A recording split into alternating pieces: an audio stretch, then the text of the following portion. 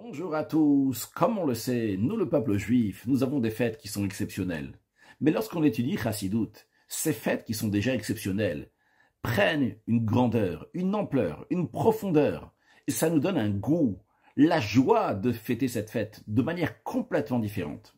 Aujourd'hui, nous allons voir ensemble comment la fête de Hanouka, les bougies de Hanouka sont liées avec l'essence de Dieu et comment le peuple juif dévoile son essence et comment Dieu dévoile son essence liée avec ces bougies, la fête de Hanouka. Le rabbi nous dit, les bougies de Hanouka sont différentes de toutes les autres bougies de mitzvah. Même des bougies qu'il y avait dans le temple, le candélabre qu'on allumait dans le temple. Bien que les bougies de Hanouka découlent d'un miracle qui s'est passé avec les lampes du candélabre, avec les bougies qu'il y avait dans le temple, quand même ils sont différentes. Quelle est la différence? C'est que tous les autres bougies de mitzvah, c'est un moyen seulement pour un certain but qu'on va avoir à travers ces bougies. Mais les bougies de Hanouka, ces lumières-là, eux-mêmes sont le but. Voyons, les bougies de mitzvah se partagent en deux catégories. La première, c'est des bougies, des lumières qui sont allumées par respect, comme par exemple des lumières qu'on allume dans la synagogue, des endroits similaires. On les allume pour le respect, pas parce qu'on a besoin de lumière, on les allume même quand il fait jour. C'est la raison pour laquelle que dans la halakha, on nous dit qu'on ne peut pas faire la bénédiction Boré Meoré Haesh, que Dieu a créé la lumière du feu à la sortie de Shabbat sur ces bougies-là. Parce que ces lumières-là, ces bougies qui sont dans la synagogue, ils sont là non pas pour éclairer, mais pour respect. Deuxième catégorie de bougies, c'est des bougies que nous allumons pour qu'ils vont éclairer, comme par exemple les bougies de Shabbat. Ça va amener le Shalom Bayit, la paix dans la maison à travers cette lumière. De même, les bougies qu'il y avait dans le temple, il y a écrit Yahiru Shivat Hanerot, que ces bougies-là doivent éclairer. Donc nous les allumons pour leur lumière. De la même manière aussi, les bougies de Hanouka, ils sont là pour la lumière. Le rabbi va, dans quelques instants, nous donner la particularité qu'il y a dans les bougies de Hanouka. Mais pour l'instant, donc, ils sont là pour la lumière. La loi, elle est qu'on n'a pas le droit de faire la Havdalah sur les bougies de Hanouka. Pourquoi? On nous dit parce qu'on n'a pas le droit de profiter de leur lumière. On peut en déduire de là que si on avait le droit d'en profiter de la lumière, on aurait oui pu faire la Havdalah. Pourquoi? Parce qu'ils sont là pour la lumière. C'est-à-dire le principe, il est qu'on peut faire la bénédiction de Boré Meoré Haesh lors de la Havdalah uniquement sur une lumière qui est là pour éclairer. On voit que sur celle de la synagogue, on ne peut pas faire la bénédiction parce qu'elle n'est pas là pour éclairer. Elle est là par respect, par honneur à l'endroit. Ceux de Hanouka, ils sont là pour éclairer. La preuve, c'est qu'on ne dit pas « Ah non, non, tu ne peux pas faire la bénédiction Boré Meoré Haesh sur les bougies de Hanouka parce qu'ils ne sont pas là pour éclairer. » On ne nous dit pas ça. On nous dit « Tu n'as pas le droit de faire la bénédiction de Boré Meoré Haesh sur les bougies de Hanouka parce que tu n'as pas le droit de profiter de leur lumière. » Mais ils sont oui là pour éclairer. Donc les bougies de Hanouka rentrent dans la deuxième catégorie des lumières qui sont là pour éclairer. Mais quand même, les bougies de Hanouka, dans cette deuxième catégorie, ont une particularité. Quelle est leur particularité? En quoi ils sont différents des bougies de Shabbat et des bougies du temple que eux aussi sont là pour éclairer? Eh bien, la différence, elle est que les lumières de Shabbat, les lumières du temple, sont là pour un certain but. Ceux de Shabbat sont là pour amener le Shalom Bayit, la paix dans la maison. Ou bien, quand on va allumer dans le temple, c'est là pour que tout le monde va voir un témoignage que Dieu se trouve ici, que la Shrina réside dans le peuple juif. Mais lorsqu'il s'agit des bougies de Hanouka, le but, c'est qu'il va y avoir des bougies qui vont éclairer. C'est pas là qu'ils vont éclairer pour quelque chose.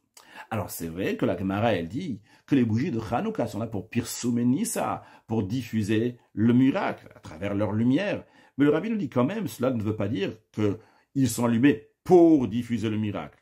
Cela veut dire qu'en plus du fait essentiel qu'il faut allumer les bougies de Hanouka, ces bougies-là vont diffuser le miracle. La preuve que ces bougies-là sont essentiellement pour être là, c'est que même s'ils ne diffusent pas le miracle, quand même on accomplit la mitzvah d'allumer les bougies de Hanouka et on fait la bénédiction Beshem ou Malchut, c'est-à-dire on dit Baruch Ata Hashem, on dit le nom de Dieu, c'est-à-dire qu'on vraiment on fait la mitzvah même s'il n'y a pas Pirsum Nissa, la diffusion du miracle. Parce que le but des bougies de Hanouka, c'est qu'ils vont être allumés. C'est un but en soi-même, c'est-à-dire c'est pas un but pour quelque chose d'autre. C'est pas que tu les allumes pour que on va voir Shalom Bayit, pour que les gens vont voir que Dieu réside avec nous. tu les allumes pour les allumer. Vrai, en conséquence de cela, il va y avoir Pirsum Nissa, diffusion du miracle, au cas où il va y avoir. S'il n'y aura pas Pirsum Nissa, quand même, tu vas les allumer. Preuve que le but, c'est de les allumer pour les allumer. Et le rabbi développe. Dans les bougies de Shabbat, si quelqu'un les allume de manière qui ne vont pas amener à leur but, donc de Shalom Bayit, comme par exemple, s'il y a plusieurs familles qui mangent ensemble et ils allument tous dans le même chandelier, eh bien, on ne peut pas faire la bénédiction sur les bougies qui vont être rajoutées dans le même chandelier, parce que ces bougies-là ne rajoutent pas de lumière, ne rajoutent pas non plus dans le Shalom Bayit. En revanche, dans les bougies de Hanouka, la loi, elle est que si quelqu'un, il a une lampe dans laquelle il y a deux ouvertures, deux endroits pour mettre deux mèches, bien que le deuxième, quelqu'un il va allumer de ce côté-là, l'autre il va allumer de l'autre côté, et ça ne va pas rajouter dans le Pirsum Nissa, eh bien quand même, les deux vont faire la bénédiction. Preuve que même s'il ne va pas avoir de Pirsum Nissa, eh bien quand même on peut allumer dans le même chandelier. De même, on voit la Gemara dit que si c'est un moment de danger, lorsqu'on ne peut pas allumer les bougies de Hanouka de manière de Pirsum Nissa, de diffuser le miracle, eh bien la personne elle peut mettre sur sa table chez lui à la maison, et par cela, donc il a fait la mitzvah. Parce que la Gemara dit dans des époques, dans des endroits où il y a des Perses qui ne vont pas laisser allumer des bougies à part pour leur avodazara, eh bien on peut faire comme ça. On voit clairement que si quelqu'un il allumé, même qu'il n'y a pas de Pirsum Nissa, il est quand même quitte. C'est une preuve que le Pirsum Nissa a diffusé le miracle, c'est quelque chose en plus sur la lumière des bougies de Hanouka qui sont un but en eux-mêmes. Bien, jusqu'à là, le rabbi nous a parlé donc d'un halakha. Le halakha, c'est quoi? C'est que ces bougies de Hanouka sont là pour un but en eux-mêmes. Qu'est-ce que cela maintenant veut dire spirituellement, dans le sens profond des choses? Le rabbi nous dit, tous les sujets de Hanouka, que ce soit le décret des Grecs à l'époque de Hanouka, que ce soit le Messirut Nefesh, le don de soi du peuple juif à cette époque-là, qui a amené donc le miracle de Hanouka, ou que ce soit le miracle lui-même, et donc en conséquence aussi donc la mise d'allumer ces bougies de Hanouka que les sages ont instituées en souvenir de ce miracle. Tous ces points-là sont liés dans le lien très profond entre le peuple juif et Hachem, c'est-à-dire un lien qui est irrationnel au-delà de la compréhension. Le rabbi développe. En ce qui concerne le décret que les Grecs avaient décrété contre le peuple juif, nous disons dans la prière que les Grecs voulaient les hashkicham Torah techa, te faire oublier le peuple juif ta Torah, la Torah de Dieu. Qu'est-ce que ça veut dire la Torah de Dieu? Ça veut dire que les Grecs étaient contre la divinité qu'il y a dans la Torah. Le fait qu'il y a quelque chose dans la Torah qui est au-delà de la compréhension. Les Grecs n'étaient pas contre le fait que le peuple juif va étudier la partie intellectuelle et la sagesse de la Torah. Leur volonté était que dans l'étude de la Torah, le peuple juif ne va pas ressentir qu'ici c'est une Torah de Dieu, une Torah qui est divine. De même, nous disons dans la prière que les Grecs voulaient les ha'avira mechuk eretzonecha, faire que le peuple juif va transgresser les lois de ta volonté.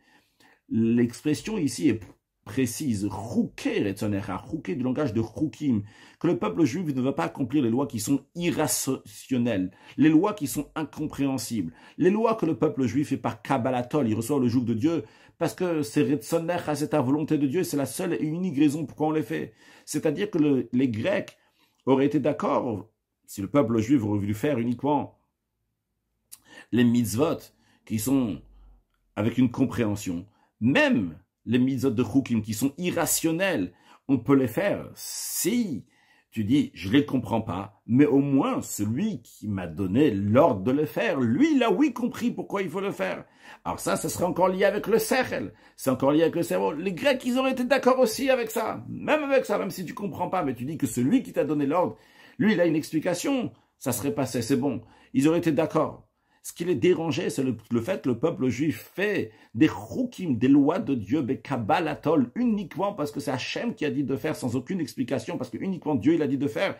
Ça, les Grecs ne pouvaient pas supporter. Ils ne pouvaient pas supporter ce lien que le juif il a avec Dieu, qui est irrationnel au-delà de la compréhension. C'est la raison aussi pour laquelle que les Grecs ont rendu impures toutes les huiles qu'il y avait dans le temple. C'est quoi l'idée de rendre impures les huiles qu'il y a dans le temple? Toute la notion d'impureté, de pureté, c'est quelque chose qui est au-delà de la compréhension. Comme le Midrash, il dit, Dieu, il a dit, j'ai fait un décret, tu n'as pas le droit de transgresser. C'est-à-dire, il n'y a pas d'explication pourquoi, par exemple, le mort va rendre impur et pourquoi le bain rituel va rendre pur celui qui va s'y immerger. C'est uniquement un décret divin de Dieu et le peuple juif n'a pas le droit de transgresser sur cela. Et vu que l'impureté, c'est quelque chose qui est tout à fait au-delà de la compréhension de l'être humain. C'est la raison pour laquelle que les Grecs se sont battus contre cela. Et ce qu'ils ont fait lorsqu'ils sont rentrés dans le temple, ils n'ont pas détruit. Ce qu'ils ont fait, c'est qu'ils ont rendu impures les huiles qu'il y avait dans le temple. Ils ont dit, vous pouvez utiliser les huiles, mais des huiles qui sont impures. Ils ont voulu détacher le lien irrationnel qu'il y a entre Dieu et le peuple juif. De même, les Juifs, de leur côté, la Messirut Nefesh, le don de soi qu'ils ont eu à cette époque-là, c'était qu'ils sont attachés à Dieu de manière qui est irrationnelle. Dans leur guerre contre les Grecs, les Juifs ont fait Messirut Nefesh, le don de soi. Ils sont comportés de manière irrationnelle. Ils étaient une petite poignée de faibles contre une grande poignée de gens qui étaient très forts. Mais ils se sont battus pour la Torah de Dieu, pour le mitzvot de Dieu. Toute la notion de Messirut Nefesh, c'est irrationnel. De même, le rabbi continue à nous dire, le miracle de Hanouka, en plus du fait qu'un miracle, par définition, c'est quelque chose qui est irrationnel au-delà de la nature, mais on voit ici que Dieu, il a montré à travers ce miracle-là, le lien qu'il a envers le peuple juif, l'amour qu'il a envers le peuple juif, qui est au-delà de la compréhension. En effet, le peuple juif aurait pu allumer les lampes dans le candélabre, dans le temple, même si il n'y avait que de l'huile impure, parce qu'on a le droit de le faire. Mais le peuple juif a voulu montrer du zèle, qui veulent allumer uniquement avec de l'huile qui est pure, pas comme les Grecs le veulent.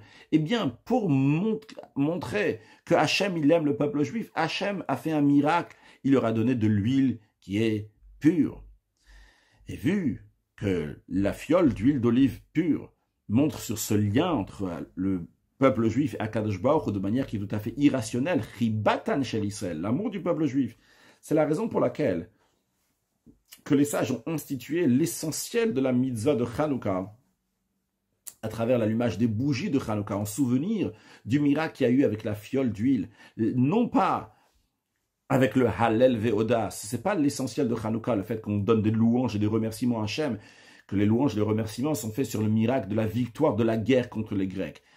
Les sages ont institué que l'essentiel de Hanouka, sur quoi on fait la bracha, etc., c'est l'allumage des bougies de Hanouka, pour montrer le lien qu'il y a entre le peuple juif, Akadosh Baruch Hu et Dieu, qui est un lien qui est au-delà de la compréhension. Basé sur cela, le rabbi nous dit, maintenant qu'on comprend le sens profond. Pourquoi les bougies de Hanouka ne sont pas un moyen pour quelque chose? Pourquoi les bougies de Hanouka, le but est dans ces bougies-là même?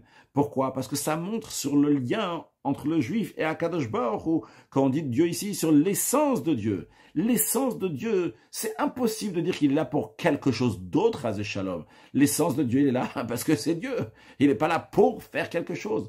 Alors, de la même manière, les bougies de Hanouka qui viennent en conséquence de ce lien-là, que le juif il a avec l'essence de Dieu, que l'essence de Dieu se révèle à Hanouka. Eh bien, comment ça s'exprime? Dans des lumières qui sont là, non pas pour quelque chose d'autre, ils sont là pour eux-mêmes. Ils sont là tout simplement pour être allumés. Maintenant, le rabbi nous dit, comme nous l'avons dit, que les bougies de Hanouka, les bougies du temple, les bougies de Hanouka, leur sujet c'est la lumière. Dans le Talmud, il est dit, Ve'en or et la Torah. Quand on dit de la lumière, on parle de la Torah. Comme il est dit, qui ner mitzvah ve Torah or. Que la mitzvah, c'est comme une lampe, et la Torah, c'est la lumière. Alors, le rabbi dit, si nos sages disent que la lumière, c'est la Torah, et on voit qu'il y a trois sortes de lumière. La lumière de Shabbat, la lumière du temple, la lumière de Hanouka. On doit dire qu'il y a trois niveaux dans la Torah. Dans la Torah, il y a plusieurs niveaux. Ces plusieurs niveaux-là, de manière générale, on les trouve en allusion dans les trois catégories de ces trois lampes, de ces trois bougies. Il y a la première catégorie, c'est l'étude de la Torah pour savoir comment faire les mitzvot. Il faut étudier pour savoir comment faire. La date est en bas, c'est Yasun. Ça, de manière générale, de manière profonde, dans le sens profond, c'est la Torah qui fait la paix dans le monde. La Torah a été donnée pour faire la paix dans le monde. Il y a un certain but ici. Pourquoi on allume ces bougies, pour qu'on étudie cette Torah. En autre mot, allumer la bougie, c'est étudier cette Torah. C'est pourquoi? C'est pour amener la paix dans le monde. C'est comme les bougies de Shabbat qui sont là pour faire le Shalom Bayit, la paix dans la maison. Après, il y a une deuxième catégorie de lampes, de lumière, qui est une deuxième catégorie d'études de Torah. C'est l'étude de la Torah que le juif s'attache avec Akadosh Baruch Hu. C'est les bougies qu'il y avait dans le temple. Ces bougies-là sont un témoignage que la Shrina, la présence divine, réside dans le peuple juif. Donc c'est le juif, il s'attache avec Hachem en étudiant la Torah. Puis, il y a une troisième catégorie d'étudier la Torah, c'est étudier la Torah l'ishma, pour la Torah elle-même, sans aucun but, pas pour telle raison, une autre raison. Ça, c'est la Torah comme elle est unie avec l'essence d'Akadosh Baruch Hu, dans l'essence de Dieu, et donc dans la Torah aussi qui est rattachée avec l'essence d'Akadosh Baruch Hu, on ne peut pas dire qu'elle est là pour un certain but, Chas Shalom. De la même manière qu'on ne peut pas dire que Dieu, il est là pour un certain but, de la même manière, cette Torah qu'on étudie de manière, pas pour s'unir avec Hachem, mais de manière qu'on est totalement uni avec l'essence de Dieu. Encore une fois, je souligne que ce n'est pas pour s'unir avec Dieu, c'est tout simplement parce que c'est Dieu. Et le Rabbi dit passe ici dans cette sikha, mais dans une autre sikha, le Rabbi ramène l'idée quand un enfant, un petit enfant, il y a son père qui rentre à la maison, il lui court, et il l'embrasse, il l'enlace. Pourquoi? Est-ce qu'il l'enlace parce que son père va lui donner quelque chose, va lui amener quelque chose, ça va faire du shalom? Est-ce que par cela il dit, ah, je vais pouvoir m'attacher à mon père en lui faisant ça?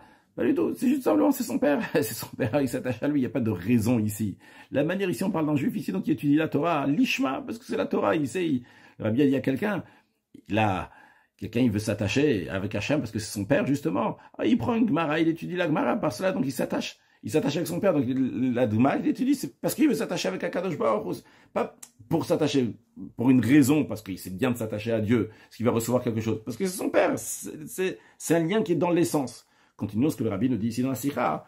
Donc, de la même manière que l'essence de Dieu n'est pas là pour quelque chose, de la même manière, cette étude de Torah n'est pas pour un certain but, pour amener quoi que ce soit. Et ça correspond aux lampes, à la lumière, aux bougies de Hanouka. Maintenant, le Rabbi revient sur Hanouka. Bien que nous avons dit que Pirsum et Nissa, diffuser le miracle qui se fait à travers les bougies de Hanouka, c'est quelque chose qui se rajoute à l'essentiel de la mitzvah, de la lumière de Hanouka. Le Rabbi nous dit, ce n'est pas une contradiction avec la loi que si quelqu'un il a allumé les bougies de Hanouka dans un endroit ou dans un moment, c'est impossible qu'il va y avoir Pirsum et Nissa. Par exemple, si quelqu'un il a allumé les bougies de Hanouka au-delà de 20 coudées, au-delà d'environ 10 mètres, que personne ne va les voir, cette personne-là, donc elle n'est pas quitte, même s'il a allumé dans un moment qu'il n'y a personne qui va le voir, eh bien, il ne sera pas quitte d'avoir allumé les bougies de Hanouka. La raison, elle est, le Rabbi nous dit, parce que le critère, quand tu allumes les bougies de Hanouka, il faut que cette lumière-là, en elle-même, ça va être une lumière qui peut éclairer à des êtres humains. Le khatri, là, quand tu vas le faire, ça va de manière, ça va être diffuser le miracle. Mais c'est pas obligé que concrètement, il va y avoir des gens qui vont, oui, recevoir cette lumière-là. Mais il faut que ce soit une telle lumière que par rapport à la lumière, à l'heure, à l'endroit où tu les as allumés, eh bien, c'est une lumière qui pourra éclairer les êtres humains. Donc le Rabbi nous rajoute encore une partie halachique avant de nous expliquer cette partie halachique dans le sens profond. Et avant de continuer le sens profond, dans la note, le Rabbi nous donne un exemple. Il y a une notion dans le Talmud qui se dit « Kol hara il est bila, en bila ma'kavetbo » toute chose qui est apte à être mélangée, même si concrètement elle n'a pas été mélangée, eh bien, c'est quand même bon. Là-bas, on parle d'une mincha, d'une oblation. Si on a mis tant et tant dans un certain ustensile, est-ce qu'on peut le mélanger? On ne peut pas le mélanger. Si potentiellement tu peux les mélanger, t'es quitte. Même si tu n'as pas mélangé concrètement tout ce qu'il fallait mélanger. C'est pas important, donc les détails là-bas, mais le principe, ça peut être mélangé, c'est considéré être mélangé. De la même manière aussi, le Rabbi nous dit ici, si ça peut faire Pirsum et Nissa, c'est dans l'heure, dans l'endroit, au niveau où ça peut faire Pirsum et Nissa, même si ça ne fait pas concrètement le Pirsum et Nissa, ça ne diffuse pas le miracle, quand même, tu as fait la mitzvah comme il faut. Et basé sur cela, basé sur ce qu'on a expliqué, dans la Sikha, le Rabbi rajoute dans la note, on va comprendre aussi donc, le désaccord. Est-ce qu'on a le droit d'utiliser la lumière des bougies de Hanouka ou on n'a pas le droit d'utiliser la lumière des bougies de Hanouka? Il y a deux opinions dans le Talmud. C'est vrai que dans la halacha, dans la loi, c'est tranché qu'on n'a pas le droit d'utiliser les bougies de Hanouka. Mais dans le Talmud, il y a une opinion qui dit qu'on a le droit de l'utiliser. Le Rabbi dit, quelle est la raison? C'est parce que la lumière des bougies de Hanouka, elle a un impact. Elle fait aussi Pirsum et Nissa, elle va diffuser aussi le miracle. Et basé sur ce que le Rabbi va expliquer après dans la suite de la Sikha. Le Rabbi, déjà, on en parle ici dans la note. Les bougies de Hanouka en elles-mêmes, c'est une lumière qui est au-delà de la nature, qui dépasse tout. On a dit c'est lié avec Atzmut, l'essence d'Akadosh Baruch Hu. Mais elle a un impact aussi sur les choses de la nature. Dans les mots de la Chassidut, dans les mots de la Sikha, c'est au-delà de Hishtal Shilut, de l'enchaînement du monde. Mais c'est un rapport, c'est un impact sur le Hishtal Shilut, sur l'enchaînement du monde. Alors lui, il dit, vu que ces bougies de Hanouka, c'est vrai qu'ils sont liés avec l'essence de Dieu, mais ils ont un impact sur le monde, ils doivent pouvoir avoir un impact sur le monde. Le Pirsum et Nissa, diffuser le miracle, c'est la raison pour laquelle c'est quelque chose qui est lié avec le monde. Donc on peut se servir de la lumière. Par contre, il y a une autre opinion qui dit, non, on n'a pas le droit de se servir de cette lumière de bougies de Hanouka, et ainsi c'est la halakha aussi. Parce que le but de cette lumière-là, ce n'est pas d'avoir un impact sur le monde. Il est au-delà de Yishtal, de l'enchaînement du monde. Et même quand il va, oui, avoir un impact sur le monde, mais c'est de manière qu'il reste, il reste séparé du monde. D'ailleurs, le rabbi rajoute dans la parenthèse de la note que ces deux idées-là, d'un côté, c'est au-delà du monde, mais ça a quand même un impact dans le monde, ça s'exprime dans l'huile. L'huile, ça rentre, ça me fait dans chaque chose. Si tu prends un morceau de bois, tu mets de l'huile, ça va rentrer, ça va pénétrer bien à l'intérieur. Mais d'un autre côté, l'huile, quand même, il va pas se mélanger. Donc ici, c'est quelque chose qui est au-delà de l'enchaînement du monde, qui a un impact sur le monde. Mais quand même, il ne se mélange pas, il ne rentre pas. Donc il ne va pas s'habiller dans le monde. Basé sur ça, toujours dans la note, le rabbi rajoute aussi qu'on va comprendre ce que le Ramban Nachmani dit, que les bougies de Hanouka et le Birkat Kohanim, la bénédiction des prêtres, c'est des mitzvot qui ne vont jamais s'annuler. Quel rapport? Le rabbi le dit dans le sens profond, on comprend le rapport. Parce qu'aussi bien les bougies de Hanouka, aussi bien la bénédiction des Kohanim, le point commun qui est dans eux, c'est que d'un côté, ils sont au-delà de Ishtar Shelut, au-delà de l'enchaînement des mondes, et d'un autre côté, ils ont un impact, ils viennent dans le monde. En ce qui concerne Hanouka, nous avons les bougies de Hanouka qui sont Behalel Vehoda'a. On dit qu'il y a le Halel, les louanges, et Hoda, remerciement à Kadosh Baruch Hu. La bénédiction des Kohanim, quand est-ce qu'elle est faite? Elle est faite lors de la répétition de la Hamida, du Shmone Esed, dans la bénédiction qui s'appelle la bénédiction de Hoda'a, de remerciement à Hachem. Dans la bénédiction, on fait Modi Manach Noular. Dans la suite de ça, on fait la bénédiction des Kohanim. C'est quoi l'idée de Hoda'a, de remerciement à Kadosh Baruch Hu, de reconnaître quelque chose qui nous dépasse? C'est la traduction de Hoda'a, d'être modé à quelque chose qui nous dépasse. Quelque chose qui nous dépasse, c'est quelque chose qui est au-delà de la compréhension. Spirituellement parlant, ça représente donc une lumière divine qui est au-delà de Hishtal Shelut. Donc aussi bien Hanouka représente une lumière qui est au-delà de Hishtal Shelut par rapport aux bougies de Hanouka que nous avons parlé, aussi bien donc par rapport au Hoda'a, modé, qu'on remercie, on reconnaît la grandeur d'Akadosh Baruch Hu, et la bénédiction des Kohanim aussi. Elle est au-delà de Hishtal Shelut, au-delà de l'enchaînement du monde. Et quand même, cette bénédiction-là, elle vient dans Hishtal Shelut, elle a un impact dans le monde. Seulement qu'elle ne se limite pas dans les règles du monde. C'est d'ailleurs la raison pour laquelle que la bénédiction des Kohanim, c'est Admeheira, Yaruz Devar, où elle vient dans le monde, mais sans passer les limites et les barrières qu'en général les choses spirituelles qui viennent dans le monde doivent passer. Donc c'est le point commun entre la bénédiction des Kohanim et Hanouka, que les deux ils sont au-delà de Ishtal, au-delà de l'enchaînement du monde, mais ils ont un impact sur le monde. Revenons au texte même de la Sira. Le rabbi nous explique dans le sens profond quelle est la raison que les bougies de Hanouka doivent être allumées de manière qu'ils peuvent avoir Pirsum et Nissa, diffusion du miracle, que ce soit une lumière qui peut être vue par des êtres humains, peut éclairer les êtres humains. Le sens profond, la raison, elle est.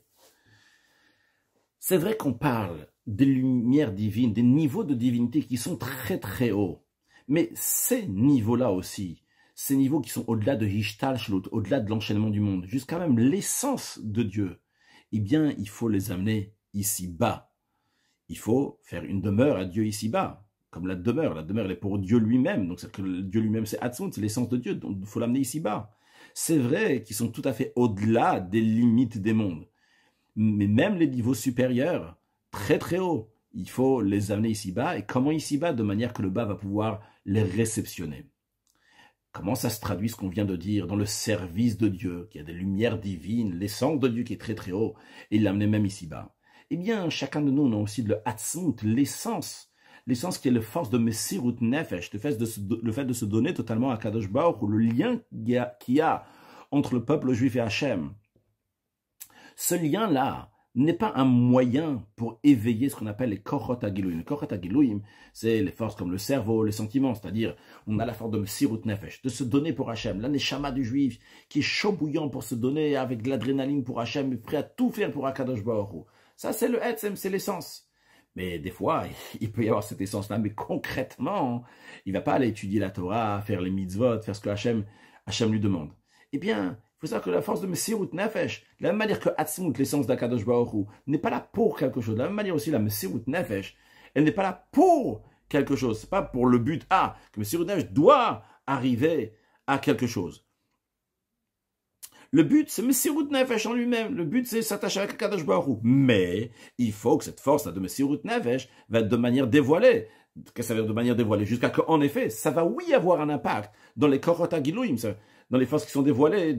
C'est dans le cerveau, dans le pensée, la parole, l'action, etc. C'est de la même manière que les bougies de Hanouka. Le but, c'est les lumières en eux-mêmes. Mais il faut qu'ils vont être de manière qui puissent éclairer, qui vont pouvoir diffuser le miracle. De la même manière aussi, le but, c'est Messirut Nefesh, l'attachement du juif avec Hachem. Mais il faut que cette Messirut Nefesh-là soit de manière qui puisse avoir un impact sur les Kochot HaGiluim, sur les forces dévoilées de la personne. Ça va avoir un impact, qui va étudier la Torah, il va faire les mitzvot, comme c'est expliqué dans le Tanya. Que l'accomplissement de Torah Mitzvot dépend de Messirut Nefesh, de se donner à Hachem. Mais quand même si la force de Messirut Nefesh qui est dévoilée va pas avoir un impact, Chas v'Shalom, concrètement sur l'étude de la Torah, l'accomplissement des Mitzvot, comme dans la bougie de Hanouka, quand concrètement, donc il va pas faire Pirsum ni ça, eh bien quand même, il n'y a pas un manque ici dans Messirut Nefesh, dans le don de soi. Il y a un défaut, un problème dans les Kochot HaGiluim, dans les forces dévoilées, que eux n'ont pas réceptionné cette force-là de Messirut Nefesh, le don de soi. Mais la Messirut Nefesh, l'attachement du juif à Hachem, ça, il a éveillé. Le rabbi, dans la parenthèse, il dit pas, on ne parle pas juste de dire que juste c'est toujours là. C'est vrai que cette force de Messirut Nefesh, elle est toujours là. Il y a écrit Israël, Afal Pichechat Israël, ou un juif, même s'il a fauté, c'est toujours un Israël. Mais ici, on ne parle pas juste que la Messirut Nefesh, elle est là. On parle qu'il a éveillé la Messirut Nefesh, il a allumé la Messirut Nefesh. Mais cette Messirut Nefesh n'a pas été encore réceptionnée par les Kochot HaGiluim, il ne s'est pas encore exprimé. Donc, ici, jusqu'à là, donc le rabbi nous a expliqué, donc encore dans le sens profond, un deuxième détail des bougies de Hanouka. Le premier détail, c'était que les bougies de Hanouka sont un but pour eux-mêmes. Pourquoi? Parce que ça exprime l'essence d'Akadosh Baruch, qui est un but pour lui-même. Et de la même manière aussi, l'essence du lien entre Hachem et le peuple juif et Hachem, qui est un but en soi-même, non pas rationnel pour une certaine raison, quelle que soit la raison. Et ça, c'est donc les bougies de Hanouka, qui ne sont pas là pour faire quelque chose. Ils sont là pour être allumés, point, c'est tout. Et deuxième point, bien qu'ils sont là pour être allumés, mais il doit y avoir un potentiel de Pirsum Nissa. Car ça veut dire spirituellement, on va allumer notre Koach HaMessirut Nefesh, on va éveiller ton Messirut Nefesh, mais il faut que ça soit potentiellement, ça peut être réceptionné par nos Kochot HaGiluim, par les forces qui sont dévoilées. Après, c'est un deuxième travail, c'est une deuxième chose, parce que Pirsum Nissa, c'est une chose en plus. Et quand on le fait avec Pirsum Nissa, là, on a fait la mitzvah super bien. La manière aussi, le Messirut Nefesh, il est là en lui-même, il est très très bien. Mais quand on dévoile ça dans le Kochot HaGiluim, on est force dévoilée, à ce moment-là, on a fait ça à un plus grand niveau. Le rabbi conclut la sikha en rajoutant encore un point, parce que basé sur ça, on va comprendre quelque chose d'extraordinaire qu'on trouve particulièrement dans la mitzvah de Hanouka, qui est différent de toutes les mitzvot. J'ai expliqué ce passage-là comme je l'ai compris. Tous les mitzvot ont été fixés de manière qu'un goy peut déranger le juif de faire la mitzvah. Même les 3 mitzvot sur lesquels il est dit Yeharek vel Yavor, qu'un juif doit se tuer, chas v'shalom, pas les transgresser, donc c'est les mitzvot, de ne pas faire l'idolâtrie, de ne pas faire l'adultère et de ne pas tuer quelqu'un d'autre. Eh bien, un juif doit faire Messirut Nefesh sur ça. Alors, le goy, il n'a pas la force d'annuler ces mitzvot-là. Mais le goy, il a la possibilité de se battre contre l'accomplissement des mitzvot. Et lorsqu'un juif ne va pas s'impressionner, il va faire Messirut Nefesh sur ces mitzvot-là. Et il va pas, il va se tuer pour d'autres mitzvot. Eh bien, il n'y aura pas l'accomplissement de la mitzvah. La mitzvah, on l'aura raté. Ok, il aura fait Messirut Nefesh, il a donné sa vie, mais on aura raté la mitzvah. Ce qui n'est pas le cas des bougies de Hanouka. Le non-juif ne peut pas l'annuler, parce que même au moment où il y a Xerat HaShema, que Dieu en préserve, que les goyim veulent convertir le peuple juif, veulent faire qu'ils ne vont plus être juifs, le goy ne peut pas empêcher l'accomplissement de cette mitzvah. Parce que même à un tel moment, on nous a donné une autre manière de faire la mitzvah. À la place de l'allumer à l'extérieur, tu vas la poser chez toi, sur ta table, et ça sera suffisant. Le goy ne va pas te déranger, il ne va pas être au courant que tu as allumé cette bougie-là. C'est-à-dire qu'on a donné une option que cette bougie-là va rester toujours. Le goy ne pourra pas l'annuler. Pourquoi spécialement dans les bougies de Hanouka, c'est comme ça? Contrairement aux autres mitzvot, que le goy peut annuler cette mitzvah-là. La raison, elle est, le rabbi nous dit, quand il annule la mitzvah, ça peut empêcher l'accomplissement de la mitzvah. Quelle est la raison, en tout cas, de la particularité de Hanouka? La raison, elle est parce que la mitzvah de la bougie de Hanouka montre sur l'attachement de l'essence d'un neshama du juif avec Hachem, avec l'essence de Dieu. C'est un niveau dans lequel la faute ne peut rien faire, ne peut pas détériorer cette situation. Donc, il ne peut pas y avoir la galoute, il ne peut pas y avoir d'exil et d'empêcher cette mitzvah-là. L'exil vient en conséquence de la faute. À cause de nos fautes, on a été exilé de notre terre. Et c'est la raison pour laquelle que personne peut annuler la mitzvah de la bougie de Hanouka, cet attachement qui est entre le juif et Hachem. Un goy, il peut uniquement faire un décret et d'empêcher la lumière qui va éclairer même à l'extérieur, dans le monde, mais dans l'essence de la bougie de Hanouka. Personne ne peut y toucher. Dans l'esprit de ce que le Ramban Nachmanides dit, que les bougies de Hanouka seront jamais annulées.